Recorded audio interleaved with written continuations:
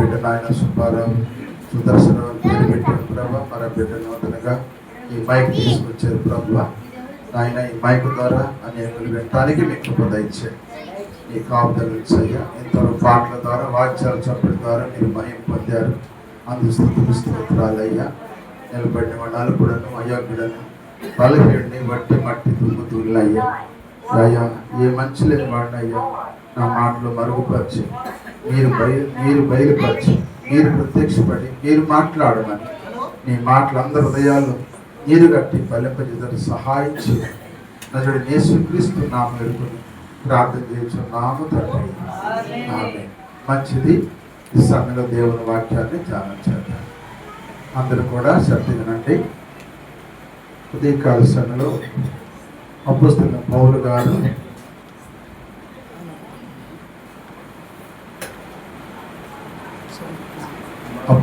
పౌలు గారు సంఘానికి చెబుతున్న మాట. సంఘం అంటే విశ్వాసులకు చెబుతున్న మాట, అంటే దేవుని బిడ్డలకు చెబుతున్న మాట.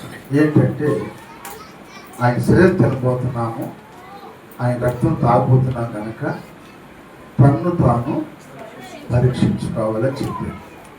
ఏ విషయంలో పరీక్షించుకోవాలంటే ఏ విషయం పరీక్షించుకోవాలని చెప్పారు? అది విశ్వాసంలో మనము పరీక్షించుకోవాలని ఉదయకాలం మనం నేర్చుకున్నాం. ఇప్పుడు రెండవది ఏ విషయంలో పరీక్షించుకోవాలంటే గలతీ రాసిన పత్రిక 6వ అధ్యాయము 3-4 వచనాలు చదువుతాం. గలతీ రాసిన పత్రిక 6వ అధ్యాయము 3వ వచనం 4వ వచనం. ఎవడైనను వట్టివాడై చదవాలి అది. కనుక ఇక్కడ ఏమన్నాడంటే ఎవడైనా ఒట్టివాడై ఉండి, అంటే ఒట్టివాడంటే చెప్పండి. ఒట్టివాడంటే బాప్తిసం పొందినవాడు, ప్రార్థన చేతగాని వాడు, పాట చేతగాని వాడు, ప్రార్థన చేతగాని వాడు, వాక్యం చెప్పని వాడు, అర్థం చేసుకుని వాడు, వాడు ఒట్టివాడై ఉండి కూడా తానేంటంట ఎన్నికైన వాడినను ఎంచుకొని నాకు అన్నీ తెలుసు, నాకు అంతా బాగా తెలుసు అని తనకు తాను ఎంచుకుంటాడు. చూసేవా, వాడంట తను తానే మోసం చేసుకుంటున్నాడు. ఏమని చెప్పండి? తను తానే మోసం చేసుకుంటున్నాడు. కనుక అట్టివాడు కాకుండా ప్రతివాడు తాను చేయు పనిని పరీక్షించి చూసుకోవాలి. ఎలా పరీక్షించుకోవాలన్నాను? మొట్టమొదట విశ్వాసంతో పరీక్షించుకోవాలి. రెండవది ఎట్టగంటే తన్ను తాను, నీకు నీవే నీ పనిని పరీక్షించి నువ్వే చూసుకోవాలి. ఇంకోటి చెప్పకూడదు. నీకు నీ పనిని చూసుకోవాలి. ఎప్పుడు పరీక్షిస్తారు? కొత్తగా పెళ్ళైంది అనుకోండి, అత్తగారి ఇంటికి వచ్చింది కోడలు. కోడల్ని అత్తగారు పరీక్షించుతా ఈ పిల్ల సరిగా పని చేసిందా, ఈ పిల్ల పని ఎట్లుంది, తెల్లవారుజాము లెగుస్తుందా లేదా, ఇంట్లో పని చక్కగా చేస్తుందా లేదా అని ఎవరు పరీక్షిస్తారు? ఇంటిలో అత్తగారు ముందు ఆ బిడ్డ పని పరీక్షిస్తారు లేదా? ఇంట్లో కన్న తల్లి కూడా, పెంచే తల్లి కూడా రేపు ఐచొత్తులు పెట్టలే కనుక ఈ పిల్ల సరిగ్గా చేసిందా లేదని చెప్పి పిల్లకు కూడా పని చెప్పి పని నేర్పింది తల్లి. పని నేర్పి ఏ విధంగా అమ్మ నువ్వు ఒక ఇంటికి వెళ్తున్నావు కనుక, ఒక ఐచొత్తులు పెడుతున్నావు కనుక నువ్వు అక్కడ చక్కగా నువ్వు పని చేసుకుంటే నీ పని చూసి నీ అత్తగారు మెచ్చుకుంటారు, నీ మామగారు మెచ్చుకుంటారు, నీ భర్త మెచ్చుకుంటాడు, అక్కడ ఉన్న ఇరుగు పొరువారు కూడా నేను పని చూసి మెచ్చుకుంటారని చెప్పిద్దా లేదు తల్లి? చెప్పరంటావా తల్లి? ఏ తల్లి తన బిడ్డను పంపించేటప్పుడు పని నేర్పి పంపాలి. పని నేర్పకుండా పంపింది అనుకో, ఆ తల్లికి చెడ్డ పేరు వచ్చింది, ఆ బిడ్డ కూడా చెడ్డ పేరు వస్తుంది. వచ్చిందే రాదా? నోటితో చెప్పాలి. తలగలు తిట్టట దేవుడు మనం నోర్చాడు కదా, నోటితో చెప్పొచ్చు కదా,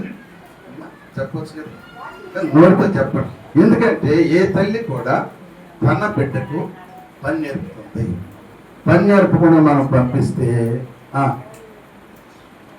తల్లికి చెడ్డ పేరే, బిడ్డకి చెడ్డ పేరు. అలాగే ఆత్మీయ తండ్రిగా నేను కూడా ఏంటంటే మీకు మంచిగా పని నేర్పితే నీ పనిని చూసి ఎవరు మెచ్చుకుంటారు? దేవుడు మెచ్చుకుంటాడు, నిన్ను మెచ్చుకుంటాడు, నన్ను మెచ్చుకుంటాడు.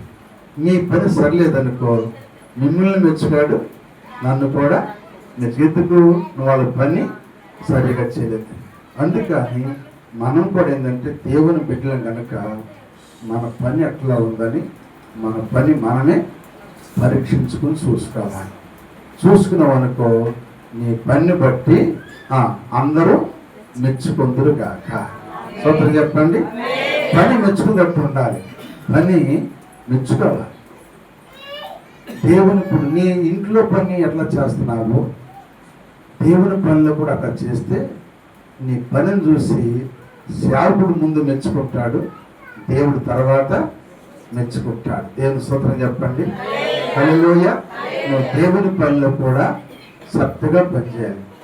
పొద్దున్నే సంతకాడ మరి ఈరోజు మన సల్లమ్మ వాళ్ళు భోజనం సిద్ధపరిచారు.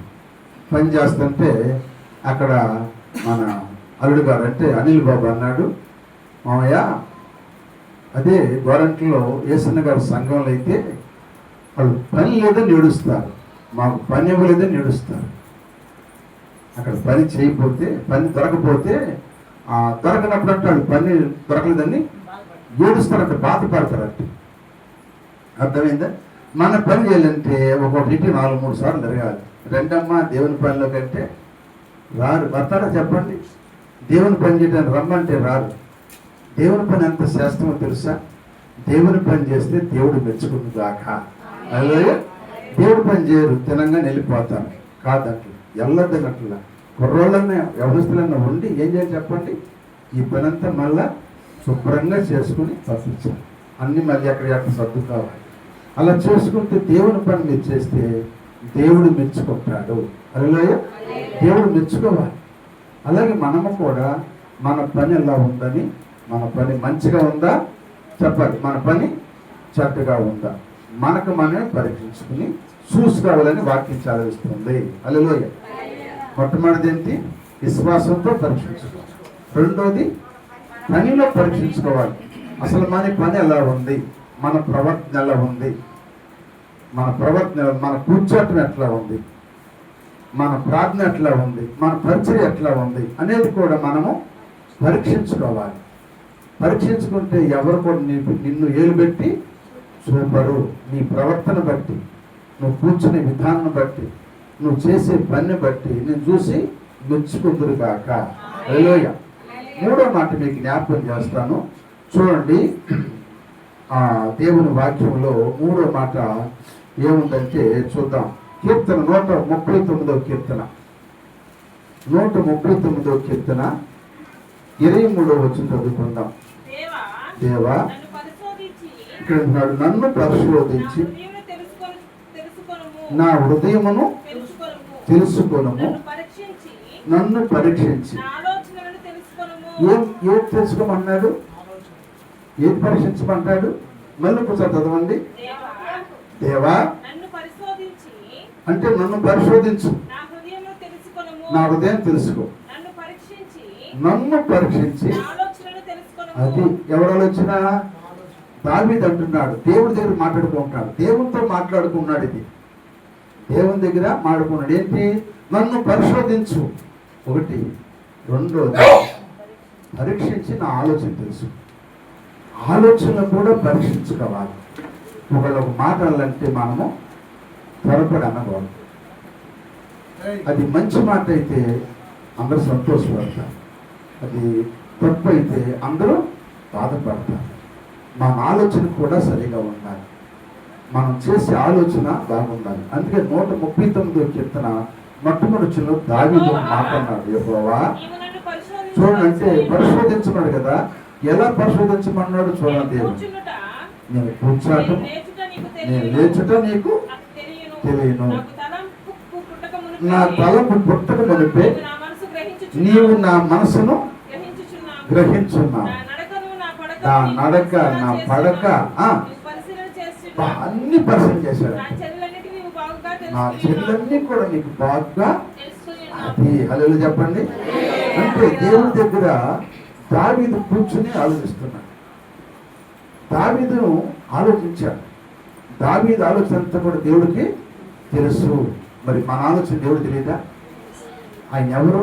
ఆలోచన కర్త అంటే మన ఆలోచన అంతా ఆయన ఎరుగున్నవాడు. కర్త అంటే భర్త అని అర్థం. అలా చెప్పండి, కర్త అంటే భర్త. నిన్ను సృజించిన వాడు నీకు భర్త అయి ఉన్నాడు. మన ఆలోచన అంతా ఆయన తెలుసు కనుక ఆయన ఎవరంటే ఆలోచన కర్త. ఆలోచన కర్త. నీ ఆలోచన ఎట్లా ఉందనేది ఆయన తెలుసు. నా ఆలోచన ఎట్లా ఉందో ఆయన తెలుసు. మరి దేవుని దగ్గర దావీదు ఆలోచన దేవుని కంటే చాలా ఇష్టం అంట. ఎలా ఇష్టమో చూద్దాం మాట. 18వ కీర్తన 19 వచ్చింది. 18వ కీర్తన 19 వచ్చింది. ఆయన నన్ను విశాలమైన స్థలమునకు తోడుకొని వచ్చాను. ఎందుకంటే దావీదు ఆలోచన అంతా కూడా ఎవరి మీద ఉందంటే దేవుని గురించి ఆలోచించాడు. అంటే ఏ పని చేసినా దేవుని అడిగేవాడు. అందుకే దేవుడికంట దావీదంట ఇష్టడంట. సోదరు చెప్పండి, దావీదు ఎంత ఇష్టం అంటే ఆయనకు వచ్చే ఆలోచన అంతా కూడా ఎవరు చెప్పేవాడు?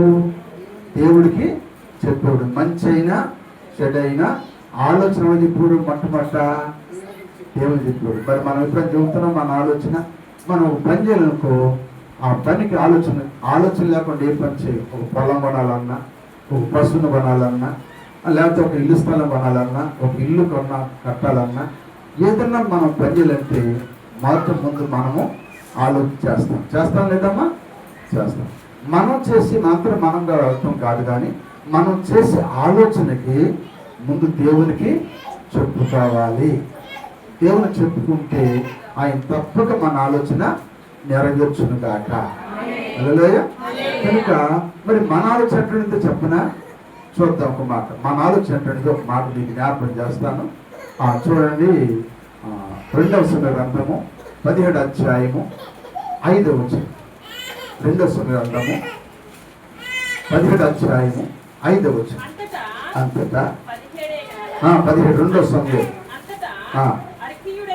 అర్కీయుడైన హూషై ఏమి చెప్పునో మనం విన్నట్లు అతన్ని పిలువనప్పుడని అబషలోము ఆజ్ఞయగా హూషై అబ్షలోము వద్దకు వచ్చారు. అబ్షలోము తనతో చెప్పిన ఆలోచన అతనికి తెలియజేసి అతని మాట చొప్పున మనం చేయుదుమా చేయకుందుమా, నీ ఆలోచన ఏమైందో చెప్పమని అతను అడగ్గా హూషై ఈసారి ఏం చెప్పాడు? ఎవరన్నారు ఈ మాట? హూషై అంటున్నాడు. హూషై ఎవరితో చెబుతున్నాడు? అబషలోము చెబుతున్నాడు. అబషలోము ఏం చెబుతున్నాడు? అబషలోము తన తండ్రిని చంపడానికి సిద్ధపడ్డాడు. రాజ్యాకాంక్ష, రాజ్యాన్ని కాజేసి రాజుగా ఉండాలని తండ్రి వృద్ధాప్యంలోకి వచ్చే కనుక చంపాలని ఆలోచన చేశాడు. ఆలోచన చేసి మొట్టమొదటి ఎవరిని అడిగాడు? అహీతోపెలుని అడిగాడు. అహీతోపెలు ఎవరంటే దావీదుకి ప్రధానమంత్రి. ఎవరు చెప్పండి? దావీదుకి ప్రధానమంత్రి. అంటే ప్రధానమంత్రే కానీ దావీదు ముసడైపోయాడు, అబషలోము కుర్రోడు కనుక ఇప్పుడు అబషలోము ఈ దావీదు చనిపోతాడు, అబషలోము రాజు అవుతాడు. నేను రాజు కింద కూడా నేను ప్రధానమంత్రికి ఉండాలి. నువ్వు ఆలోచించంటే, అబ్బాయి మీ నాన్న చంపాలంటే మీ నాన్న ఉంచుకున్న 10 మంది ఉత్పత్తులు ఉన్నారు, వాళ్ళతో నువ్వు కూడినట్టయితే మీ నాన్న వస్తాడు, నువ్వు వాసయుడు అయిపోతాగా దొరుకుతాడు, నువ్వు చంపొచ్చు అని చెప్పాడు. ఆ ఆలోచన బట్టి అర్కీయుడైన హూషైని కూడా అడుగుతామని చెప్పి హూషై ఎత్తుకొచ్చి అడిగాడు. అప్పుడు హూషై అంటాడు, అయ్యా అహీతోపెలు చెప్పిన ఆలోచన మంచిది కాదు. అతడు ఒకసారి మాట్లాడినప్పుడు దేవతలాగా ఉండేది, కానీ ఈసారి నీ చెప్పిన ఆలోచన మంచిది కాదు. నీ తండ్రి సామాన్యుడు కాదు, నీ తండ్రి వృద్ధుడు సంపద అనుకున్నానేమో. నీ తండ్రి బలాచుడు, సింహపుండు ఉన్నవాడు కూడా ధైర్యవంతులు ఎరుగుదురు కనుక అని చెప్పాడు. చెప్పేటప్పటికి ఆ మాట వాస్తవం. ఆలోచన పారిపోవటం వల్ల ఆ చెడాలని చెప్పిన వాడు ఏమయ్యాడు? 23 వచ్చిన చూస్తే వాడు ఊరు పెట్టుకుని చచ్చిపోయాడు. గంత కట్టి ఇంటికి ఇల్లు చక్కబెట్టుకొని అది ఏం చేశారంట, ఉరి పోసుకుని చచ్చిపోయాడు. కారణం ఏంటి? ఇప్పుడు చెప్పే ఆలోచనలు మంచివి కాదు, మనం ఎవరు ఆలోచన కాదు. అర్థమవుతుందా? ఎవరు ఆలోచన అది మంచిదైతే వినాలి, చెడుదైతే మనము విడిచిపెట్టాలి. అందరి ఆలోచనలు కూడా మంచివి కావు. కొంతమంది అత్తమామలు లేరు చేసేవాళ్ళు ఉన్నారు, ఆదమ్మలు లేరు చేసేవాళ్ళు ఉంటారు, ఏమండి బిడ్డలు లేరు చేసేవాళ్ళు ఉంటారు, కుటుంబాలు లేరు చేసేవాళ్ళు ఉన్నారు, సంఘాలు లేరు చేసేవాళ్ళు ఉంటారు, విశ్వాసం లేరు చేసేవాళ్ళు ఉంటారు. ఆలోచన కొంతమంది మంచివి కావు. ఆలోచనలు ఎవరు ఆలోచనలు వినకూడదు. దేవుని ఆలోచన బట్టి మనం నడుచుకుందాము గాక. నువ్వు దేవుని ఆలోచన బట్టి నడుచుకుంటే దేవుడు నీ పక్షా నుండి నిన్ను పరీక్షించి నీ ఆలోచన నెరవేర్చును గాక. ఈ నెలలో నువ్వు ఏ ఆలోచన అనుకుంటున్నావో ఆలోచన నెరవేరాలంటే నువ్వు దేవుని దగ్గర నీవేం చెప్పండి, ఆలోచన చెయ్యి.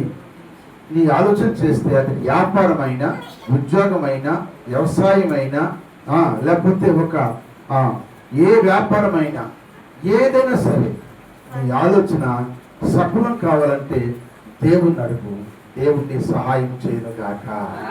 అందుకే దావీదు అన్నాడు, అయ్యా నన్ను పరిశోధించి తెలుసుకున్నావు, నా ఆలోచన నువ్వు పరీక్షిస్తున్నావు అన్నాడు. మనం పరీక్షించే దేవుడు ఉన్నాడు, జాగ్రత్త. హల్లెలూయా. మనం ఏ ఆలోచన చేసినా పరీక్షించే దేవుడు ఒక ఆయన ఉన్నాడు. ఆయన దగ్గర మాత్రం మనము చెప్పుకోవాలి, ఒప్పుకోవాలి. స్వతం చెప్పండి.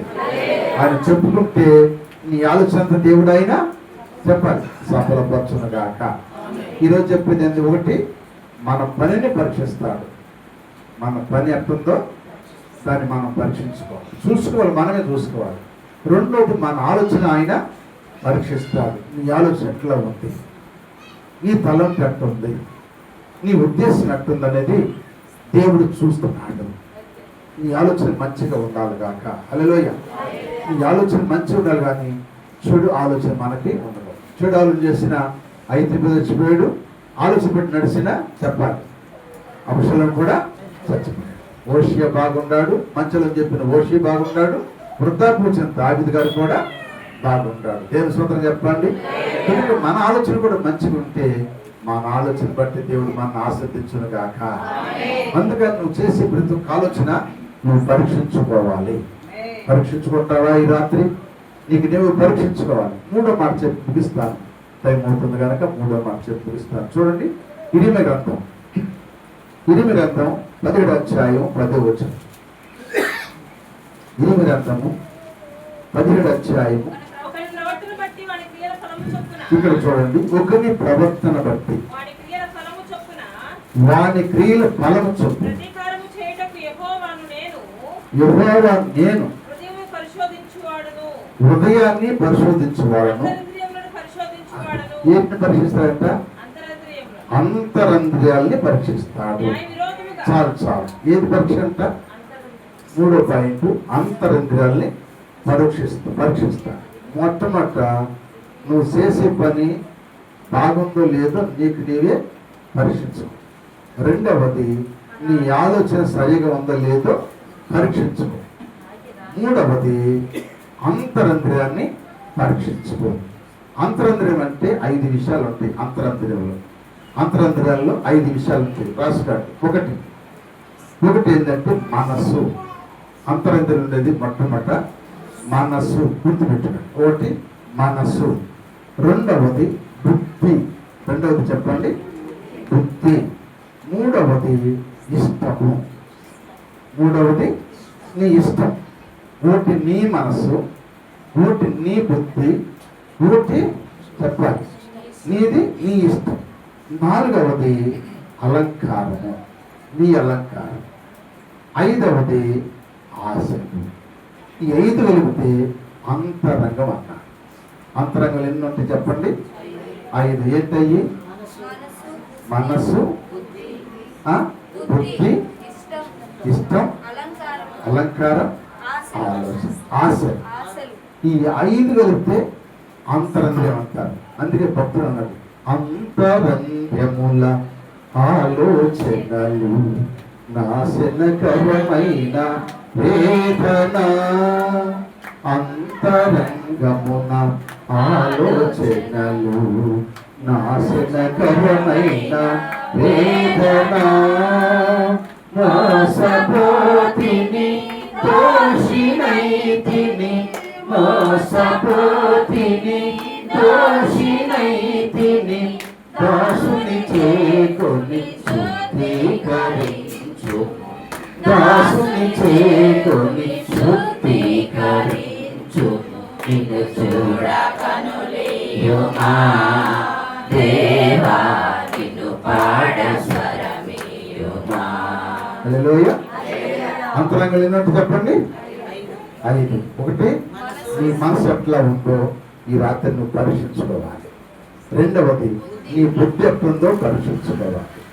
3వది, నీ ఇష్టం ఎట్లుందో నువ్వు పరీక్షించుకోవాలి. 4వది, నీ అలంకారం ఎట్లుందో పరీక్షించుకోవాలి. 5వది, నీకు ఏ ఆశ ఉందో పరీక్షించుకోవాలి. ఈ 5 కలిగితే అండి అంతరంతర్యము. దీన్ని పరీక్షించే దేవుడు చెప్పండి. చెప్పాలి. యేసయ్య పరీక్షించబోతున్నాడు. ఆయన పరీక్షించే ముందే నీ మనసు, నీ బుద్ధి, నీ ఇష్టము, నీ అలంకారము, నీ ఆశ ఎట్లున్నాయో ఇక్కడే నువ్వు పరీక్షించు. అర్థమైన సూత్రం చెప్పండి. అర్థమైందా? ఒకటి ఏంటి పరీక్షించుకోవాలి? నీ పనితనాన్ని పరీక్షించుకోవాలి. 2వది చెప్పాలి, నీ ఆలోచన పరీక్షించుకోవాలి. 3వది నీ అంతరంద్రియము, అది హృదయం కాదు, అంతరంద్రియాన్ని పరీక్షించుకోవాలి. ఈ 3ని పరీక్షించుకోవాలి. పరీక్షించకుండా మనం తింటే మనం ఏమవుతామో మళ్ళీ మూలవాక్యానికి వెళ్తాం. 1 కొరింథీయులకు రాసిన పత్రిక 11వ అధ్యాయము 28 వచ్చిన చదవమ్మ కిందకి. ఇక మనం ప్రార్థన చేస్తాం. కాబట్టి ప్రతి మనుషుడు తను తాను మనకు మనమే, ఎవరు చెప్పకూడదు. నేను నిన్ను ఏలుబెట్టి చూపకూడదు, నువ్వు నన్ను ఏలుబెట్టి చూపకూడదు. మనకు మనమే పరీక్షించుకోవాలి. అలాగూ చేసి ఆ రొట్టె ఆ పాత్రలోనిది త్రాగవలెను. ప్రభు శరీరం అని చెప్పండి. ఇదే చెప్పక శిక్ష ఇచ్చుకున్నాడు. చాలు శిక్ష అన్నమాట. అంటే నువ్వు పరీక్షించకూడదు అంటున్నాడు. ఎవరి ఆహారము? యేసయ్య ఆహారము. నువ్వు పరీక్షించుకోవట్లా. నేను దండం పెట్టి చెబుతున్నాను మీకు. నేను ప్రతి నెలలో చెబుతున్నాను, పగలు రాత్రి కూడా దేవస్థానంలో మీరు గడపాలి అని చెబుతున్నాను. ఇళ్ళకడుండి కూడా రాట్లా. నేను పరీక్షించట్లేదు కానీ ఇళ్ళకడుండి కూడా రాట్లా. కొంతమంది పొలాలకు వెళ్ళిపోయారు, కొంతమంది నాట్లకు వెళ్ళిపోయారు, కొంతమంది ఏదో పనులకి వెళ్ళారు, కొంతమంది ఇళ్ళకాడే ఉండాలి. లేదా ఇవాళ ఇళ్ళకాడ ఉండడం చేయొద్దండి చెప్పండి. తెలిసి కూడా ఉంటే మనకే నష్టం కదా. తెలుసుకోండి. ఎందుకని ఇళ్ళకాడ ఉంటున్నారు? మీకు పనులు లేవు కదా. ఈరోజు ఏంటిది? ప్రత్యేకమైన రోజు. నీ కొరకు, నా కొరకు 2026 సంవత్సరాల క్రితం యేసు ప్రభువు ఈ లోకానికి వచ్చి నీ కొరకు, నా కొరకు ప్రాణదానం చేశాడు. ఆయన శరీరం అంతా రక్తం ముద్ద. మీరు ఉదయకాలం చెప్పిన వర్తమానం యూట్యూబ్లో వచ్చింది, మీరు వినండి, మీకు అర్థమైపోయింది. నేను చెప్పు, ఉదయకాలం వర్తమానం యూట్యూబ్లో వచ్చింది, అది కూడా వినండి. హల్లెలూయా. కనుక మీరు అలా చేయమాట. మీకు దండం పెట్టి చూస్తున్నాను. ఈరోజు ప్రత్యేకమైన రోజు. ఈ రోజు మాత్రం నీకు ఎన్ని పనులున్నా సరే మానుకొని ఉదయకాలం దేవస్థానంలో గడపాలి, రాత్రికి దేవస్థానంలో గడపాలి. అలా గడిపి నాకు నేను, నీకు నేను, ఎవరికి వాళ్ళు పరీక్షించుకోండి. పరీక్షించుకుని తినపో. పరీక్షించుకోకుండా మీరేదైనా కొంతమంది తీసుకోవటం తింటనే, తీసుకోవటం తాగటం. అలా చేస్తే మీకు శిక్ష వస్తుంది అని చెప్పాడు దేవుడు. సోదరు చెప్పండి. మరి శిక్ష గురి కాకూడదు కదా. మనం శిక్ష గురి కాకూడదు కదా. అసలు ఈ ఆహారం తీసుకుని ఎవరైనా దుఃఖంతో కన్నీరు గరుస్తారేమో, ప్రార్థన చేస్తారు అనుకుంటా. లేదు. ఎప్పుడు తిందామా, ఇప్పుడు వెళ్ళిపోదామా, ఎప్పుడు తిందామా. ఒకప్పుడైతే మోకాళ్ళ మీద ఉండి తీసుకుని ఏడ్చి ప్రార్థన చేస్తుంది. కనుక ఇప్పుడు ఆ పరిస్థితి లేదు. ఆ పరిస్థితి లేదు. ఇవే చెప్పకుండా అంటే పరీక్షించుకోకుండా తింటున్నారు ఈరోజు. నీకు నువ్వు పరీక్షించుకోవాలి, నాకు నేను పరీక్షించుకోవాలి. గుండెలు బాదుకోవాలి. శరీరం సామాన్యమైనది కాదు, అది పరిశుద్ధమైన శరీరం, అది అమూల్యమైన రక్తం. ఆ శరీరము రక్తం మన మధ్యకి వచ్చింది. అది తిని త్రాగిన వాడే నిత్య జీవం గలవాడు. అంచెతగా అతను లేపుతూ ఉన్నాడు. మనం తింటలేదు, పరీక్షించుకోవట్లేదు, శిక్షకు గురవుతాం.